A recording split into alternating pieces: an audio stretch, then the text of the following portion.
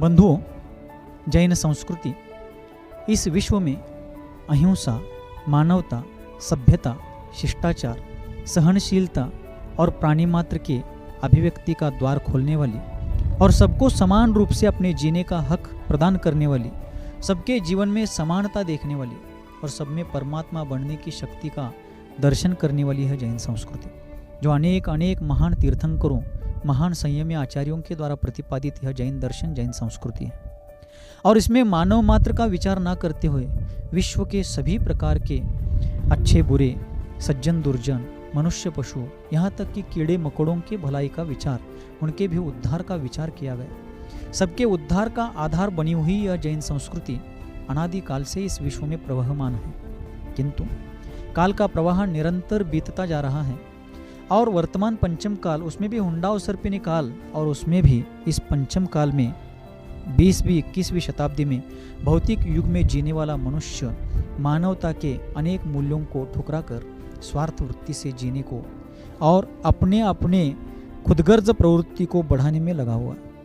किंतु ऐसी स्थिति में सज्जनता, सहिष्णुता, धार्मिकता और सहनशीलता, यह अपने जीवन में हम देख रहे हैं कि इन सबको निरंतर चोट पहुंच रही है। सज्जनों की कीमत, सज्जनों का मूल्य निरंतर गिरता जा रहा है। सहनशीलता की कसौटी देखी जा रही है, धार्मिकता को कम आंका जा रहा है और निरंतर अपनी इच्छा, वासना और लालसाओं को पूर्ण करने में इस जनतंत्र में भी धनतंत्र का ही राज देखने में आ रहा है। बीते 28 जुलाई को, अर्थात 4 दिन पहले सोमवार को, महाराष्ट्र के कोल्हापुर जिले में जो शिरोल तहसील में नांदनी नाम का धार्मिक गांव है, जिसको सैकड़ों वर्षों के भट्टारक, जिनसेन भट्टारक मठ का इतिहास है, जहां पर अनेक ऐतिहासिक घटनाएं, महान धार्मिक परंपराएं बरसों से, शताब्दियों से चली आ रही हैं, वहां पर 400 वर्षों से भी अधिक हाथी को पालने का इतिहास रहा है। वह एक महान परंपरा रही है, क्योंकि भट्टारक पीठ यह जैन संस्कृति का एक शक्तिपीठ माना जाता है, जहाँ से धार्मिक क्रियाओं का समन्वयन किया जाता है, संचालन किया जाता है। उस मठ में, नांदनी मठ में सैकड़ों वर्षों से हाथी पालने की प्रथा थी, किंतु 2021-22 के दरमियान से भारत के एक सबसे बड़े उद्योजक अंबानी ग्रुप, रिलायंस ग्रुप के द्वारा जो वनतारा नाम का उद्यान या उपवन बनाया गया है, उस उपवन के लिए उनको प्रशिक्षित हाथी चाहिए था और उन्होंने केरला में भी एक हाथी पसंद किया था, लेकिन केरला सरकार और वहाँ के जनता ने उनको नकार दिया। तब उन्होंने महाराष्ट्र में कोल्हापुर जिले का जो नांदनी मठ है, उस मठ के हाथी को अपना टारगेट बनाया। सबसे पहले उन्होंने मठ के पास, मठ के ट्रस्टी हो या भट्टारक जी हो, उनके पास अपनी मांग रखी और उन्होंने प्रस्तावित किया कि हम आपको मानधन देंगे, आपका जो मुआवजा होंगे या जो कुछ भी आपकी राशि होंगी हम आपको प्रदान करेंगे, लेकिन ये हाथी हमें चाहिए।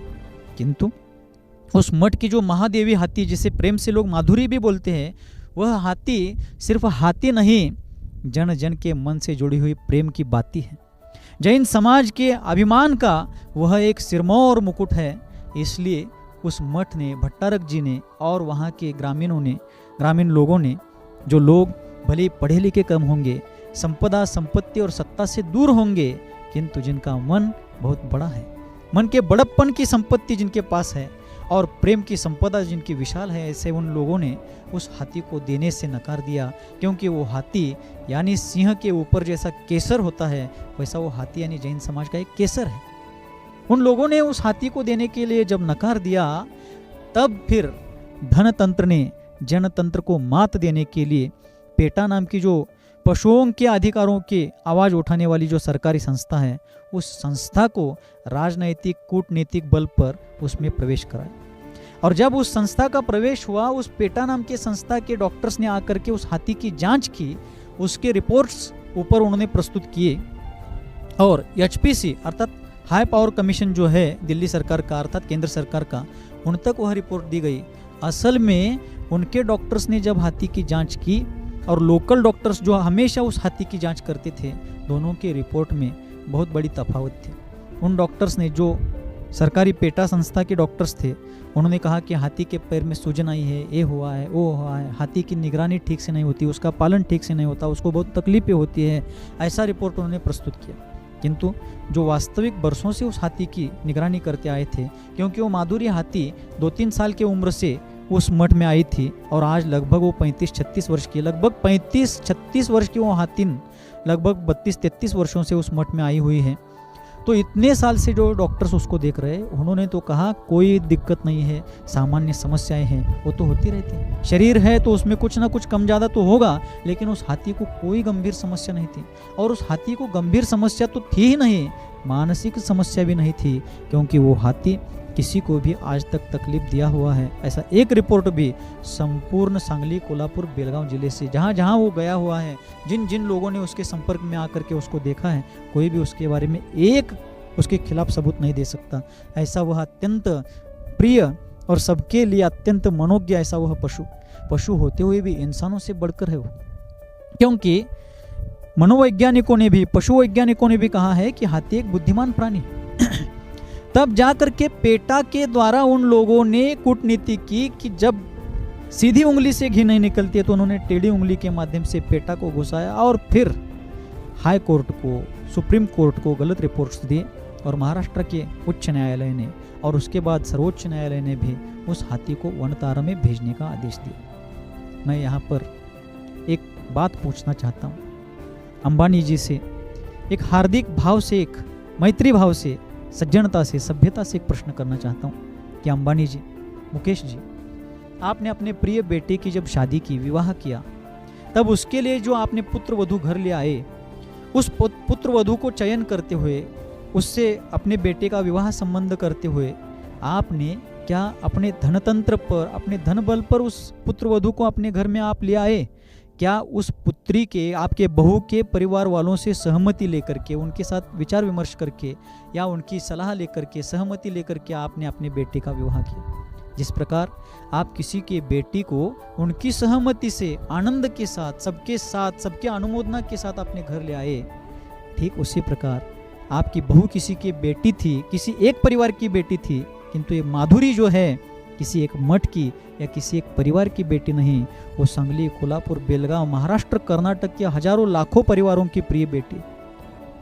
जब आपने मर्चेंट परिवार की बेटी को सहमति, अनुमति, अनुमोदना के बिना लाने के लिए आपने कार्य नहीं किया, दुस्साहस नहीं किया, आपने न्याय नीति पूर्वक कार्य किया, तब आपने हजारों परिवारों की, लाखों परिवारों की बेटी को जबरदस्ती से ले जाने का जो कार्य किया है, वह लोकतंत्र के लिए एक धब्बा है और आप जैसे सज्जन व्यक्ति के लिए ये शोभास्पद नहीं। इसलिए आप विचार करें, आप शांति से कार्य करें। हमने सुना था कि दुनिया में अनेक वस्तुएं पैसे के द्वारा बेची और खरीदी भी जाती है, किंतु आज प्रत्यक्ष ये देखने में आ रहा है कि पैसे के बल पर न्याय भी खरीदा जा सकता है और न्याय बेचा भी जा सकता है। ये बहुत दुर्भाग्यपूर्ण है। भारत जैसे विश्वगुरु देश के लिए ये सबसे बड़ा कलंक है। इसलिए विचार किया जाए। हाथी के पुनर्वसन की जहाँ तक बात है, हाथी का पुनर्वसन करने के लिए जो प्रयास किया गया, प्रश्न ये उठता है कि पुनर्वसन किसका और क्यों करना चाहिए? जिसको जहाँ पर तकलीफ हो उसका पुनर्वसन करना बिल्कुल लाजिमी है, किंतु जो हाथी यहाँ से ले जाने के पहले 2 दिन तक जिसने ठीक से ढंग से खाना पीना, चारा पानी नहीं किया था, और भट्टारक जी जैसे जिसके हमेशा के मालिक ने, जिसके हमेशा के पालक ने, मालिक से भी ज़्यादा वो पालक थे, उनके हाथ से भी उस दिन उसने फल स्वीकृत नहीं किया। गांव के लोगों ने उसको खिलाने पिलाने का विदाई के समय बहुत प्रयास किया, लेकिन अन्न का एक कण और जल की एक बूंद जाते समय उसने ग्रहण नहीं किया। और नांदनी गांव के छोटे छोटे बच्चे से लेकर के बड़े से बड़े बूढ़ों तक लोगों ने, छोटे बड़े बूढ़ों सभी ने अपने आंख के आंसुओं से उस दिन उस गांव के रास्तों को भिगोया था। दुखपूर्ण आश्रुओं का प्रपात वहां पर हो रहा था, लेकिन मनुष्य ही नहीं रो रहे थे। अंबानी जी, आप कृपा करके उस वीडियो को देखिए कि जिसमें मनुष्य के साथ मानवता से भी बढ़कर जिसका रिश्ता जुड़ा हुआ है, वह हथिनी, वह माधुरी अपने आंखों से आंसुओं का प्रपात गिराते हुए जा रहे। 4 घंटे तक उसका जुलूस उस गांव के लोगों ने निकाला, लेकिन निरंतर उसके आंख से आंसू बह रहे। आपके एनिमल एम्बुलेंस में जब उसको चढ़ाने का प्रयास किया गया, 2-3 बार वो एम्बुलेंस में चढ़कर, उस ट्रक में चढ़कर के नीचे उतर गए। क्यों? क्योंकि उसको उसका प्रिय घर छोड़ना पड़ रहा था। आप सोचते हो कि नांदनी के मठ में उसकी सुविधा नहीं है, उसकी व्यवस्था नहीं है, उसकी सेवा नहीं। आपके वनतारा में प्रोफेशनल व्यवस्थाएं उन पशुओं को दी जा रही है, यहाँ व्यावसायिक प्रोफेशनल व्यवस्था नहीं है, यहाँ पर मानवता के तार से जुड़ी हुई व्यवस्था उस माधुरी के लिए उपलब्ध की गई है। इसलिए आप उन चीज़ों को समझें। आज पेटा नाम की संस्था को भी कुछ प्रश्न उपस्थित मैं करना चाहता हूँ। क्या आपको अच्छे तरीके से पाले गए पशुओं को कूटनीति से ले जाने का षड्यंत्र करने के लिए आपका कार्य होता है? आप सरकारी पावर्स का और फंडिंग का दुरुपयोग कर रहे हैं। जब हैदराबाद जैसे महानगर के बगल में जो बड़ा विशाल वन था, जंगल था, जिसको इंडस्ट्रियल एरिया के लिए सरकार ने अलॉट किया था, तेलंगाना सरकार ने, वहाँ पर 400 एकड़ से भी अधिक जंगल को जब तोड़ा जा रहा था, वहाँ के हजारों लाखों पशु निरंतर क्रंदन कर रहे थे, दुखी हो रहे थे, व्यथित हो रहे थे। उस समय पेटा वाले कहाँ पर, किस पेटी में छिपे हुए थे? बात कटु है लेकिन सत्य। इसलिए एक बार मैं आपसे कहना चाहता हूँ कि किसी को इतना भी मत डराइए कि उसका डर खत्म ना हो। एक पुरानी कहावत है, सत्य परेशान हो सकता है किंतु पराजित नहीं। इसलिए भारतवर्ष का, इस विश्व गुरु भारत का एक ब्रीद वाक्य है, सत्यमेव जयते। अभी हाल में कुछ मिनटों पहले मैंने सुना कि अभी वनतारा के सीईओ, वहां के मुख्य कार्यकारी अधिकारी जिनसेन भट्टारक जी से और मठ के संस्था के ट्रस्ट के साथ और भी वहां के गणमान्य लोगों के साथ विचार विमर्श करके सुलह करने के लिए, कुछ समन्वय साधने के लिए आए हुए। मैं उनका स्वागत करना चाहता हूं, क्योंकि देर आए दुरुस्त आए। भगवान के दरबार में देर है लेकिन अंधेर नहीं। इस कहावत के अनुसार भी देर से क्यों ना हो, सद्बुद्धि यदि किसी को आती है तो उनका स्वागत है। किंतु एक बार आप सभी लोग विचार करें, जिस जीव का जहां पर तार जुड़ा हुआ, मन लगा हुआ है, वह दूसरी जगह पर कहीं रह नहीं सकता, रम नहीं सकता। भले आप जबरदस्ती से उसको रख लो। और एक गलत काम उस माधुरी के साथ हुआ। आपने 28 तारीख की रात को उस हाथी को अपने एम्बुलेंस में चढ़ाया, बल्कि हाथी जैसे बड़े पशुओं को या उन पशुओं को रात्रि में प्रवास कराना नहीं चाहिए। दूसरी बात, लगभग 45 से 48 घंटों में आप नांदनी से जामनगर तक 1200-1300 किलोमीटर की दूरी उसको इतने कम समय में ले गए, तो उसको उस समय तकलीफ नहीं हुई? अनंत अंबानी का विवाह जब जामनगर के अंबानी के उस कार्यस्थल पर हुआ, उस समय उस वनतारा के कुछ हाथियों को उस विवाह में प्रयोग में लाया गया। मैं पूछना चाहता हूं, क्या ये हाथी उनकी रक्षा के, सुरक्षा के नाम पर वहां ले जाकर के अपने मिरासदारी के लिए, अपनी शोभा को बढ़ाने के लिए ले जाए जा रहे हैं? इस माधुरी हाथी हो। और भी सुनने को मिलता है कि शेड़बाल की जो हाथीनी है, शेड़बाल शांति सागर आश्रम की, उदगांव कुंजवन की हाथीनी हो, कुंतुगिरी की हाथीनी हो, इन लोगों को भी, और लिंगायत बंधुओं के जो मठ है उनके हाथी हाथीनियों के लिए भी फरमान दिए गए हैं। मैं पूछना चाहता हूँ कि यह भारत लोकतंत्र से चल रहा है, क्या राजतंत्र से और धनतंत्र से चल रहा है? विचार कीजिए, शांति से सोचिए, और बिना किसी प्रकार का अमानवीय कार्य किए बिना आप उन पशुओं को छोड़ दीजिए। किसके हट के लिए, किसकी जिद के लिए, किसकी इच्छा के लिए, किसकी बलि दी जा रही है? जैन समाज एक सुसंस्कृत, सभ्य, संयमी समाज है, किंतु इस समाज ने आज तक स्वातंत्र्य पूर्व काल में, स्वतंत्रता के बाद में, इस देश की रक्षा के लिए, इस देश के विकास के लिए जो बलिदान दिया है, उसको सज्जन लोग कभी नहीं भूलेंगे। दुर्जन, स्वार्थ लोलुपी लोग बलि जैनों के योगदान को दुर्लक्षित, उपेक्षित करते हो, उससे कुछ फर्क नहीं पड़ता है। यदि कोई सूरज को अंधियारा कहने लगे, सूरज को कालिमा से युक्त कहने लगे, तो सूरज को क्या फर्क पड़ने वाला है? चंद्रमा को उष्ण कहने लगे तो चंद्रमा गर्म नहीं होगा, चंद्रमा तो अपनी शीतल किरणें हमेशा देता रहेगा। जैन समाज भी ऐसा। किसी एक ने बहुत खूब बात कही है, जो अपने दुख में रोता है उसे नयन कहते हैं, और जो दूसरों के दुख में रोता है उसे जैन कहते हैं। यह जैन संस्कृति। आप लोग विचार करिए। इस बात को हो गए 4 दिन बीते हैं। इस बात पर मैं भी प्रतिक्रिया देना चाहता था, किंतु यहाँ दूर महाराष्ट्र कोल्हापुर से दूर 600-700 किलोमीटर पर यहाँ श्रवण बेलगोला में चातुर्मास चल रहा है आचार्य वर्धमान सागर जी महाराज सत्संग के साथ, और यहाँ पर संघस्थ कुछ महाराजों के स्वास्थ्य की प्रतिकूलता के कारण यह प्रतिक्रिया, अपने विचार रखने में मुझे कुछ विलंब हुआ, किंतु विलंब और शीघ्रता इसमें ज़्यादा तथ्य नहीं है। हम अपनी अस्मिता, हम अपना स्वाभिमान खोना नहीं चाहते। इस अस्मिता और स्वाभिमान के लिए हमारे पूर्वजों ने प्राणों की बलि दी है। हम भी उन्हीं के अनुयायी, और समय पड़ने पर हम भी विष्णु कुमार मुनिराज के वंशज हैं। हम भी अपने समाज, संस्कृति और सिद्धांत की रक्षा करने के लिए कटिबद्ध हैं। हम अपने मार्ग से, अपनी मर्यादा में रहते हुए इस चीज़ का तीव्र निषेध करते हैं। न्याय होना चाहिए। न्याय देवता के आंख पर पट्टी इसलिए बंधी होती है क्योंकि वह न्यायालय में उपस्थित दो पक्षों में से किसी एक पक्ष को देख करके राग और दूसरे पक्ष का द्वेष न करे। दोनों के प्रति समता भाव रखते हुए निष्पक्ष रूप से न्यायदान किया जा सके, इसलिए न्याय देवता के आंख पर पट्टी बंधी होती है। लेकिन आज धन के लालच में यदि न्याय देवता अपने आंख से पट्टी खोल करके किसी एक पक्ष का राग और दूसरे का द्वेष करते हुए न्याय की जगह अन्याय करने वाली हो, तो उस न्याय देवता से भी हमें न्याय की कोई उम्मीद नहीं है और अपेक्षा भी नहीं है। और रही बात पैसे की, रही बात सत्ता की, कोई यहाँ अमर पट्टा लेकर के नहीं आया, अमर पत्र लेकर के नहीं आया है। जो जन्म ले चुका है उसका मरण निश्चित है। धीरूभाई अंबानी एक सज्जन व्यक्ति, पेट्रोल पंप पर पेट्रोल भरने वाला व्यक्ति अपने पुण्य और सज्जनता के साथ आसमान को छू लेता है।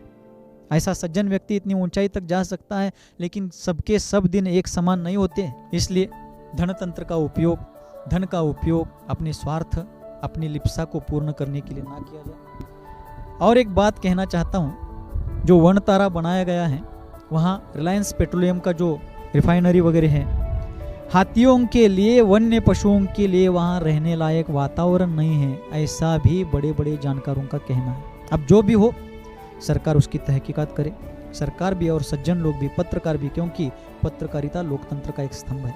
सभी लोग इसकी जांच करें। हमारी हातिन, हमारी माधुरी, हमारी महादेवी हमारे जिनसेन भट्टारक मठ में सुरक्षित है, व्यवस्थित है। ये महाव्रतियों का कहना है, ये साधु संतों का कहना है। बहुत से साधु संतों ने भी इसके ऊपर अपने विचार रखे हैं। उन्होंने भी समय पर ही इस बात पर अपने विचार रख करके समाज को प्रेरित किया। उन सबका प्रयास बहुत ही स्तुत्य और प्रशंसनीय है।